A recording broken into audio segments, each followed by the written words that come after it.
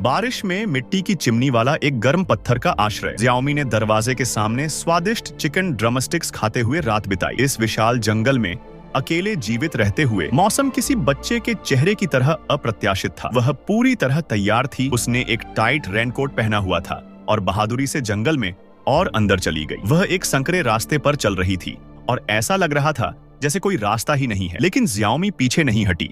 उसे यकीन था कि वह किसी चमत्कार से जुड़ी हुई है। अचानक चट्टान के अंत में एक बंकर दिखाई दिया। यह प्रकृति द्वारा उसके लिए विशेष रूप से तैयार किया गया एक सुरक्षित आश्रय जैसा लगा। एक ऐसा खजाना जो उसे लगा जैसे उसने पा लिया हो। वह मन की शांति के साथ केबिन में चली गई और ध्यान से दरवाजे का निरीक्षण किया। हालांकि वहां घना अंधेरा था, जगह विशाल लग रही थी। उसे अंदर रहने की सभी आवश्यक सुविधाएं मिली। एक गर्म चिमनी, एक ठंडा पत्थर का बिस्तर और करीने से सजाए गए औजार। जियाओमी ने बाहर की तेज हवा और बारिश से बचने के लिए वहां रात बिताने का फैसला किया। उसने अपना भारी बैग नीचे रखा और अपने रेनकोट को बड़े करीने से मोड़कर तकिए की तरह इस्तेमाल किया। आधे दिन तक पानी में चढ़ने उतरने के बाद वह थक गई थी। वह पत्थर के बिस्तर पर लेट गई। उसने आंखें बंद कर ली और दुर्लभ शांति और सुकून का अनुभव किया। थोड़ी देर आराम करने के बाद वह तरोताजा होकर दरवाजे पर आई और ताजी हवा की गहरी सांस ली, मानो सारी थकान इसी सांस के साथ दूर हो गई हो। जियाओमी ने एक पोर्टेबल बर्फ का फावड़ा निकाला और कुशलता से उसका हैंडल जोड़ा। चिमनी का इस्तेमाल लंबे समय से नहीं हुआ था और अंदर कीचड़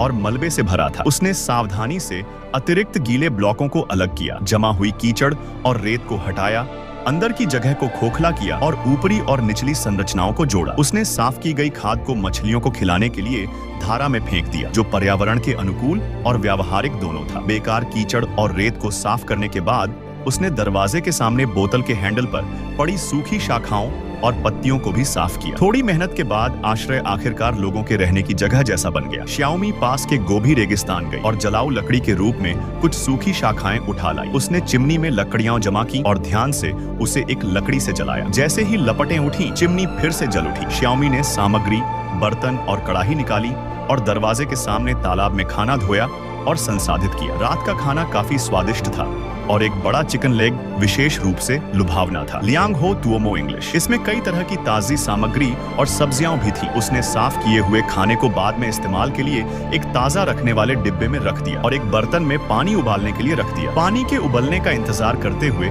जियाओमी बेकार नहीं बैठी। उसने मसाले का प्याला धोया और खुद को गर्म करने और ठंड से बचने के लिए एक कप ब्राउन शुगर का पानी बनाया। फिर उसने बर्तन में तिल का तेल डाला और उसे गर्म किया। फिर उसने एक एक करके तैयार किए गए साइड डिश डाले और उन्हें हिला हिलाकर तल लिया। जैसे जैसे गर्मी बढ़ती गई, खाने की खुशबू पूरे बर्तन में भर गई। उसने स्वाद के लिए मिर्च की चटनी डाली और उचित मात्रा में पानी डालने से पहले कुछ देर तक पकाती रही। भोजन पकने की प्रतीक्षा करते हुए उसने आलू और चेरी टमाटर को मसला और मशरूम मिलाया और तब तक पकाती रही जब तक वे पक नहीं गए, जिससे एक स्वादिष्ट चटनी बन गई। जब सब कुछ तैयार हो गया तो जियाओमी ने बड़े चिकन पैरों को तलना शुरू कर दिया। उसने चिकन पैरों को तब तक तला जब तक कि दोनों तरफ सुनहरा भूरा न हो जाए और उन पर ध्यान से तैयार की गई चटनी की एक परत डाल दी। एक स्वादिष्ट रात का खाना तैयार था। जियाओमी दरवाजे के सामने पत्थर पर बैठ गई। इस मेहनत से अर्जित विनम्रता का आनंद ले रही थी। उसने सूप को भी साफ प्लेट में पी लिया। पर्याप्त खाने और पीने के बाद जियाओमी संतुष्टि के साथ आश्रय में लौट आई